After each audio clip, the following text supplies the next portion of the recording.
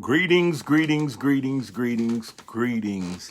As we continue to explore caring for God's people, or caring for people God's way, we're on this terrific Tuesday, and it really is terrific. Had an opportunity to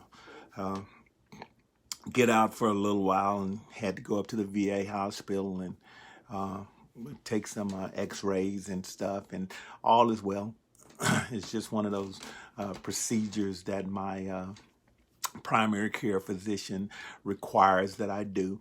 And so I do what they tell me to do, which is a good thing, okay?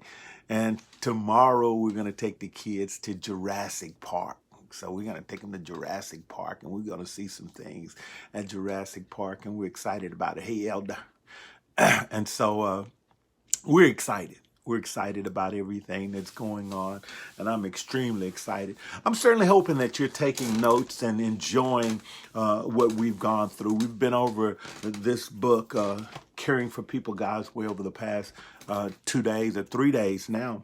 This is the first full week that we're going to be dealing with it, but it's a month-long book that we'll deal with, and then we'll consider getting off into another one. Hey, Big O, how you doing, my friend? And so we'll get off into another book, but we want to go back and we want to quickly review what we talked about yesterday, and then we're going to come right on and finish today what we want to share. We started out yesterday, and actually we started out reading some different topics and looking at how people are dealing with some problems in their churches. Hey, Wanda Jean. It's a lot of problems that's going on in churches, man, and we see them every day.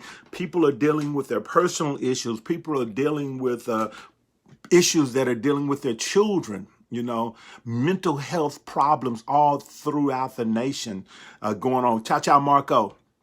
So we got all kinds of stuff that are going on, and we need to be aware of it because they're coming into the church. They're coming into the house of God, and as children of God, we should be able to welcome them. You remember a quick story, how Jesus had taken 3 of the disciples up on the Mount of Transfiguration, and he showed himself there, and then 2 prophets came up and was speaking, and Peter asked, could they make some idols for all of that, or some statues? And God said, this is my beloved son. You need to listen to him, okay? And then they came down off the hill. When they came down off the hill, there was a man who was concerned about his son because his son continued to try to throw himself in the fire and continue to try to deal with all kinds of things, man. I'm talking, he was trying to kill himself. He was trying to commit some type of spiritual suicide or physical suicide. And his disciples had just come back from, 2 by 2, heading off and displaying, man, the gift of God. But then when it came down to this one young man, they could not get the demon out of him.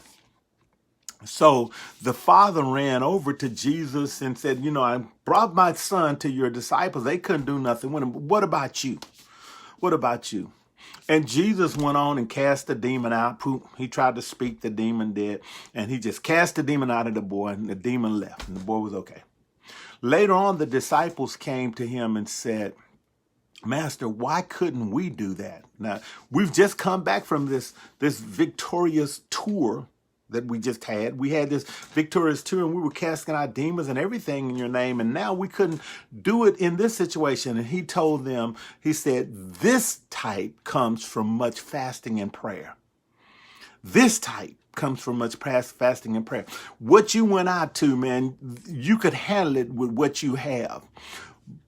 But this type, this demon comes with much fasting and prayer. If you want to deal with him, you have to do some fasting, and you have to do some serious praying to prepare yourself and prepare your heart. Well, see, that is what's coming into the church, this type. And we have to prepare ourselves through much fasting and prayer to be ready. And so we talked about it. Some of the things that they come through is in the form of alcoholism, substance abuse, depression, hey, Doug, anxiety, Demonic oppression is still rampant. We talked about that. Uh, we talked about how inadequacy of treatment. We also talked about the problems that were in the pew. Okay.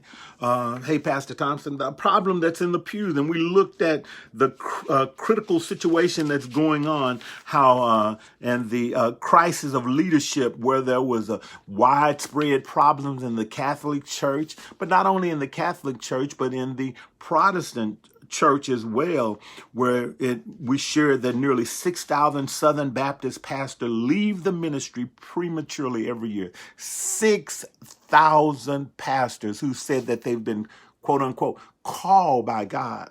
6,000 leave every year. 6,000. Hey, that's twice Mineola almost, isn't it, Mitch? Okay. Everybody in Mineola was a pastor. They quit every year. Okay. And so when we start dealing with it, we see the problem that's going on. We talked about shooting our wounded leaders and the recent scandals, how our wounded leaders, man, they go through some things. They made some bad decisions, and they got caught out there. And once they got caught out there, they couldn't find their way back. And instead of us trying to embrace them and bring them back in the fold like Jesus did when he went and found the one in his parable, that one lost sheep, and brought him back to the fold. And even when he talked about the son that left, no, God didn't go look for him, but God didn't close his door on him either. He didn't shut him out. And we have a lot of pastors, man, that have gone through some stuff. And especially in the African-American community, man, we screw up in the African-American community, and we don't even want to hear you no more. My bishop screwed up bad. He screwed up bad, man, and ended up doing almost 12, 15 years in prison. That's bad, screwed up. But do we embrace him? Now, I'm not saying put him back in charge. I'm just simply saying, do we embrace him, or do we, buy him a casket? A lot of times we buy them caskets, hey, man, and as a matter of fact, we had some people say, I don't even want to go to that building. Well, the building had nothing to do with what's going on now. You got a whole total different mindset, whole total different people. Okay, but they still killing, people that Christ is wanting to save. And so that's what we talked about, shooting our wounded leaders. And now we're in the scandal of modern day Phariseeism. The scandal of modern day Phariseeism, who abuse and mistreat those needing mercy and a safe haven, is that these people are never brought before Christ. Modern day Pharisees. We talked about that. How did the modern day Pharisee deal with, not modern day, but how did the Pharisees deal with Judas? We talked about him. We talked about him yesterday. What did they do? Hey, Tony. Judas did exactly what he was supposed to do. He recognized he sinned. Now let's go according to the law. He recognized his sin. He went back, confessed his sins, said, I sinned against the innocent man, brought the money back. Here's the money. The Pharisees were required by law, or the priests were required by law, to say, bring me your sin offering. And they were supposed to pray over this man, and especially the high priest, pray over this man, restore this man. And instead of praying over him and restoring him, what did they do? They looked at his money and said, what does your confession have to do with us? And so Judas has no recall. He had no recourse. And so because he had no recourse, what did he do? Since he was already mentally disturbed based upon what happened, he was demonically challenged, what did he do? He went out and hung himself. There are a lot of people going out and committing suicide because the church closed the door. The church closed the door. Okay. And we have to reopen the door. We just have to say, God, forgive us, get it back right with him, and go right back and open the door. But here we go. In modern scandals of modern day Pharisees who abuse and mistreat needing mercy, mistreat those needing mercy and a safe haven. is that these people are never brought before Christ. Instead, the abuser is the Pharisee. The abuser thinks they have the mind of Christ. And those who suffer depression and chronic mental disorders, those amongst the least of these that Jesus called us to a special ministerial commitment, are often among the first that many churches scrub from their ranks. The least, we talked about this today, didn't we, Brother Ramon? You know, the least of these. What do we do with the least of them? Instead of trying to work with them and pray with them and build them up and encourage them, we just scrub them off the list. Hey, they waste. You don't need them. But that's modern day Pharisees.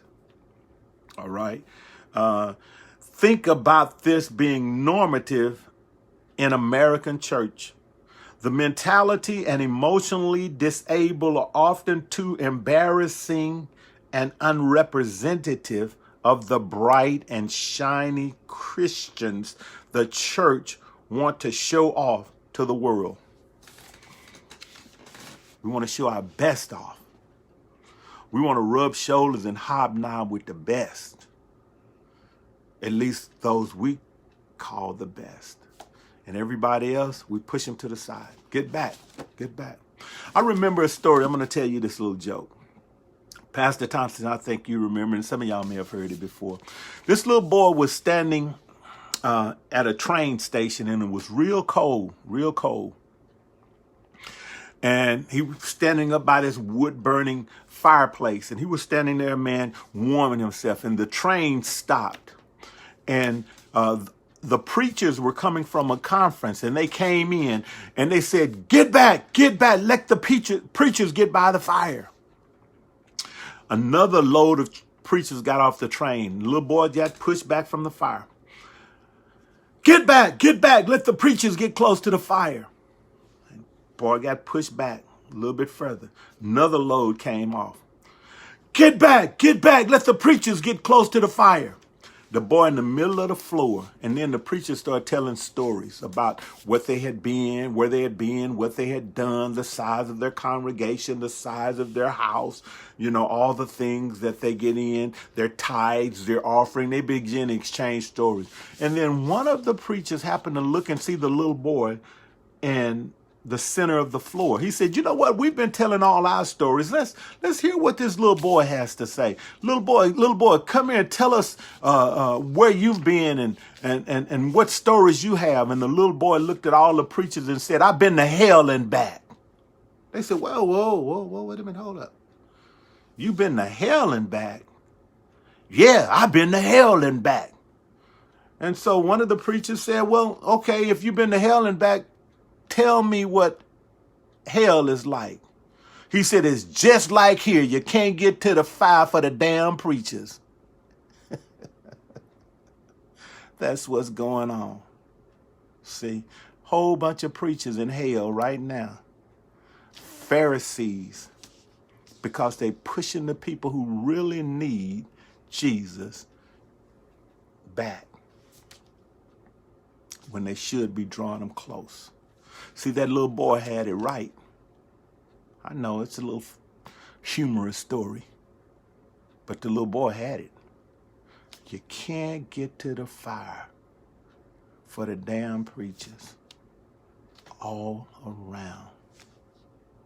And that's pretty sad. And so anyway, let's keep going.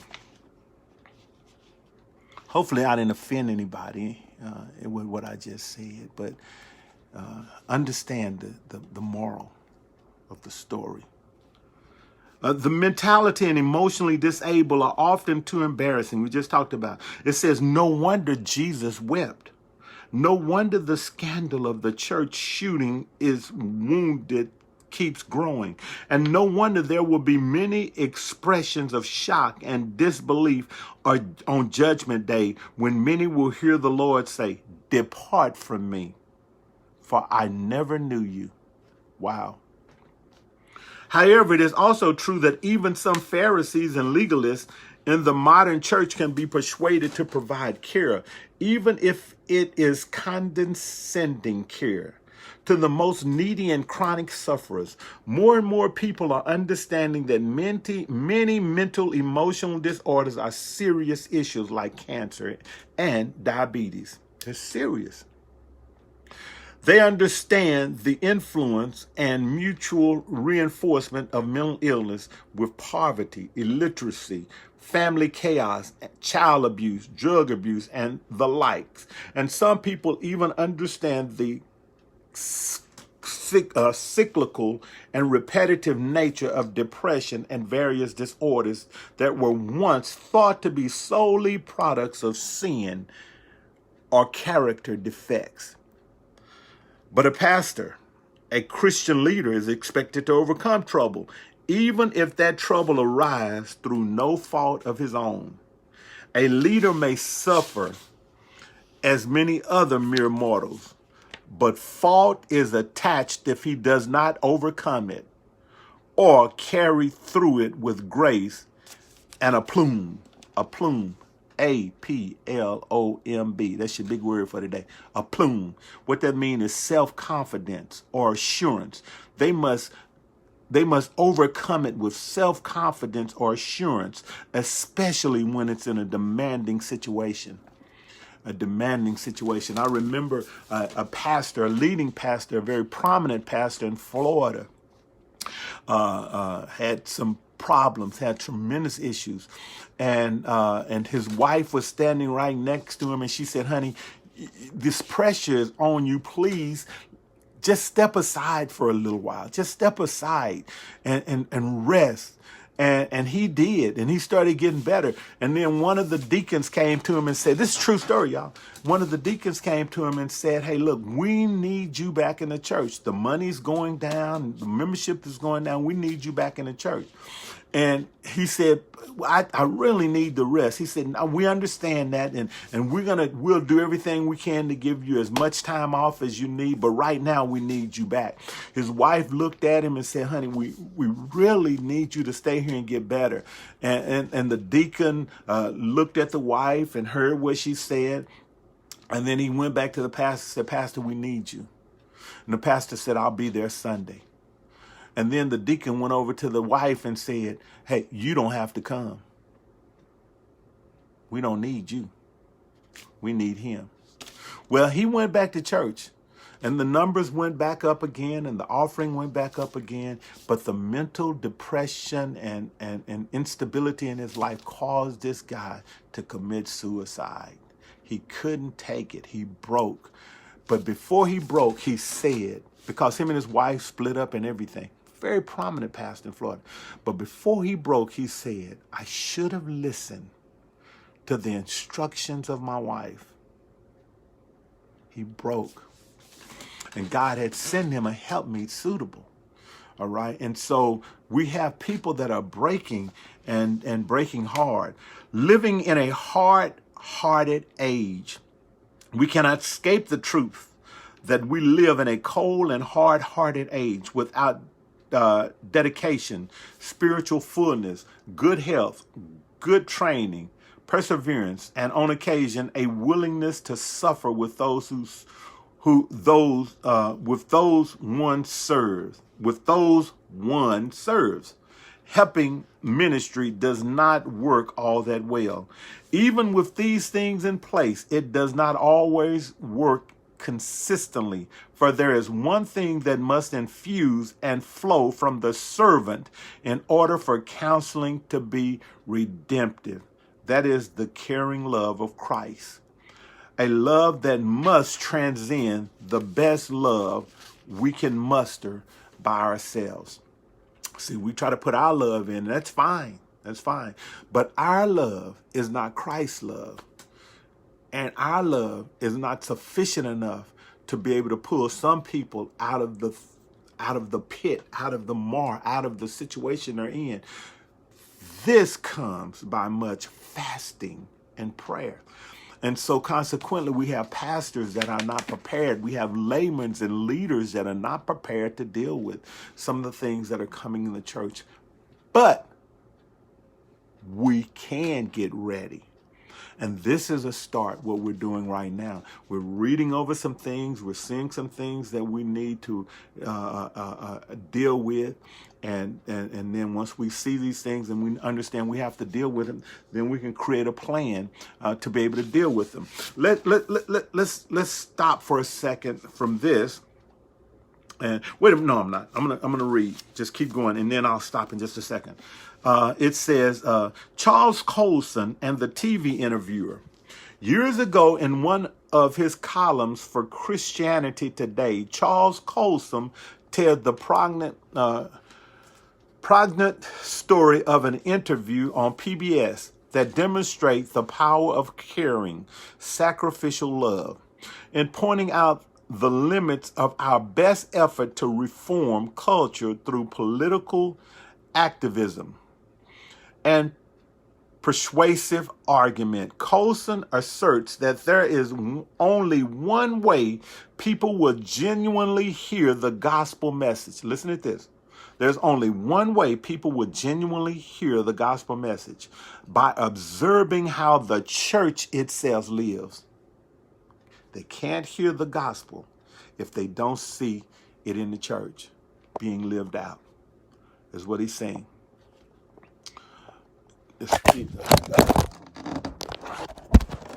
Uh-oh. Forgive me. My little thing just jumped off, man. The enemy don't want to deal with that part, does he? Let's keep going real quick. Y'all excuse me for a second. Wow, that has never happened. All right, here we go. It says, they should see in the Christian community a unifying love that resonate with their own deepest longing, and point to a supernatural source. Then he told this wonderful story.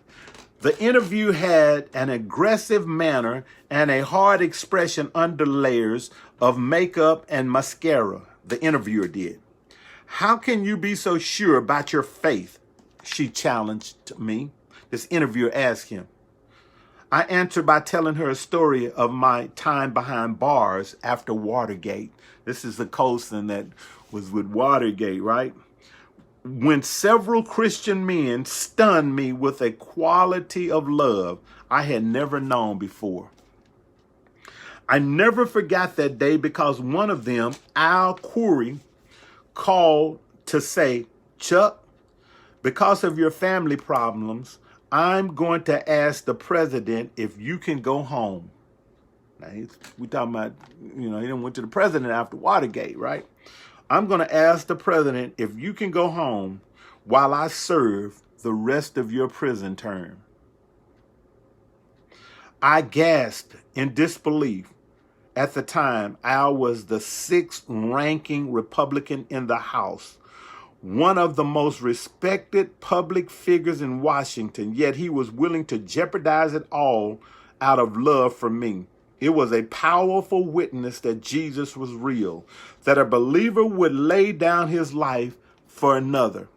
As I retold the story for the camera, the interviewer broke down and waved her hand, saying, Stop, stop. Tears mixed with mascara were streaming down her cheeks. She excused herself, repaired her makeup, and injecting confidence back into her voice said, let's film that sequence once more. But hearing the story again, she could not hold back her tears. Later, she confessed that Al's willingness to sacrifice had touched her deeply, and she vowed to return to the church she had left years earlier. A Christian community united in love attracts attention in the most jaded culture. Sacrificial and caring love does offer up the best remedy to influence and change the hardest heart. This is the difference that the love of Christ makes, and it is this kind of love that must make a difference in our service to hurting souls.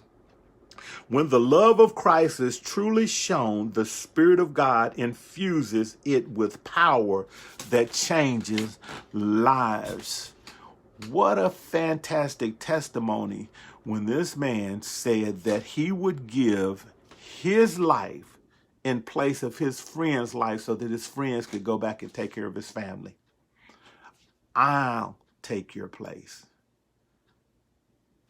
Didn't happen, but just the thought of somebody saying that, I'll take your place. You know, tell one more story real quick. Got about 6 minutes, and then I'm going to go somewhere. And that is, there was an accident that occurred. This little girl and her dad was driving.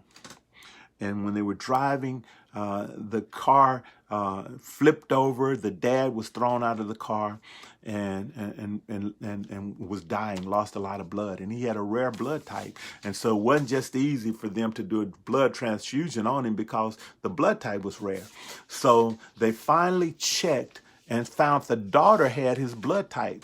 And so what they did, they said, we need to do a transfusion on you in order to save your dad. Would you be willing to give your blood so your dad could live? And she said, absolutely. So she laid down on the bed. And then when she laid down on the bed, they did a transfusion with her. And she, they put her to sleep. And when she came out of the transfusion, when she came out of the sleep, she saw this big bright and white light. And she saw this person dressed in all white. And she looked up, and it was a beautiful young lady. And she said, are you an angel? She said, no, I'm the nurse. She said, well, how is my dad doing? She said, he's doing fine. The little girl looked at him and said, so I'm not dead? She said, no, you're not dead. She said, I thought that I was giving my blood up so that my dad could live, and I was prepared to die, and I thought he was an angel. How wonderful to think that a baby would say that. I was giving my life and my blood for my daddy to live, and I was ready to do it. But thank God that we both alive now, right? That's love. That's love. That's agape love. And that's what it's going to take to deal with some of the things that we're dealing with in the church today, okay? Let's shift gears real quick. Let me show you some of the things. I just wrote some notes. Share with you some of the things that we're dealing with. Okay, and how to recognize psychological abnormalities and so on and so forth. But before we could do that, we had to write a definition. And so I went to my book and got it from Abnormal Psychology. And what is abnormal psychology? It's the scientific study of abnormal behavior in an effort to describe. It's an effort to describe, predict, explain, and change abnormal patterns of functioning.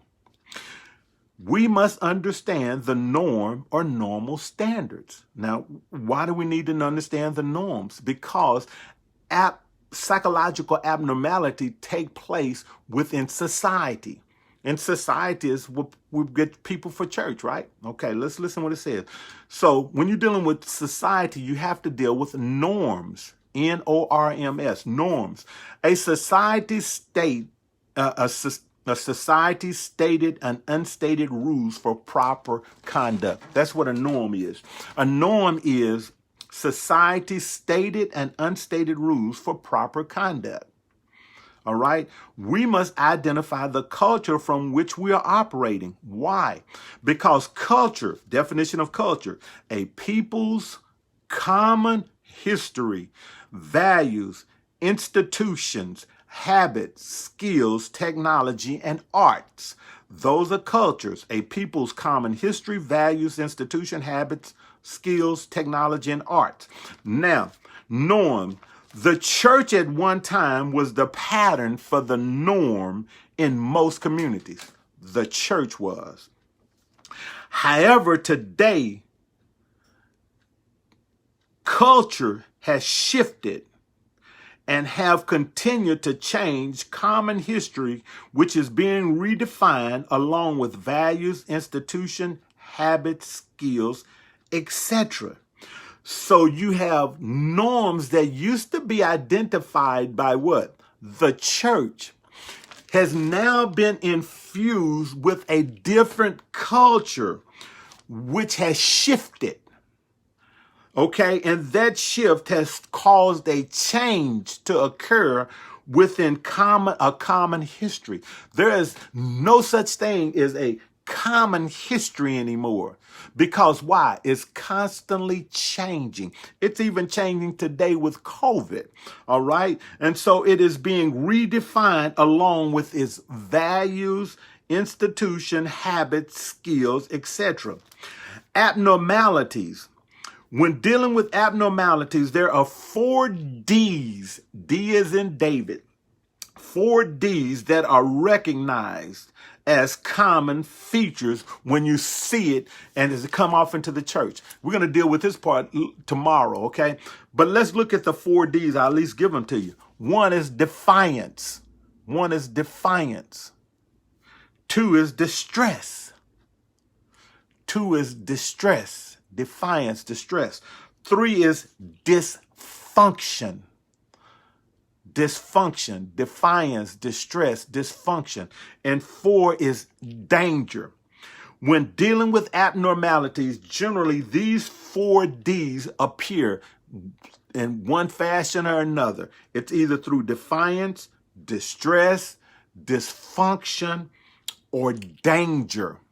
When you think about the people that are coming into your church right now, and they're coming in with some abnormality, they're dealing with one of these 4 D's in most cases. Now, the thing is that when you're looking at these 4 D's,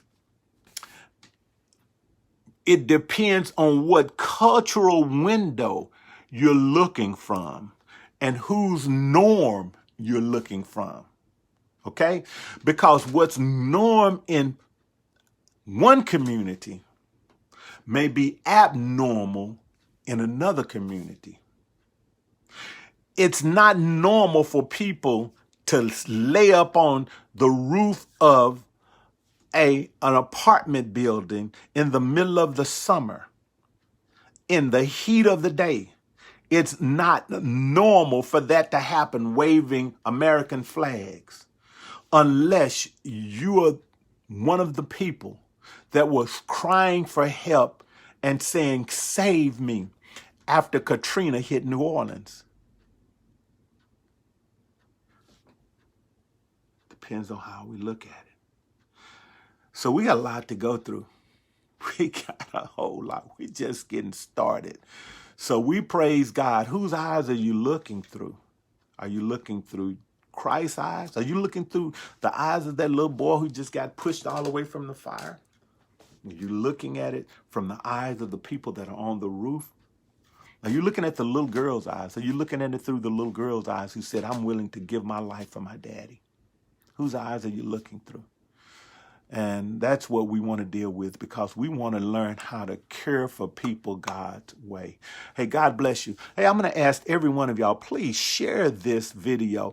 Share it with your friends. Just go through your book and just share it. Just share it. You know, if they reject the gift, they're not rejecting you. They just say, "I don't want that gift." Okay? But share it. Let's see how many people that we can touch, because if this is a blessing to you, I promise you it will be a blessing to someone else. Hey, Ken. And so God bless you. God keep you as our prayer. Marlon, God bless you. Sister Pat, God bless y'all for being on with us today. And we'll see you tomorrow. Bye. Same time, 3 o'clock.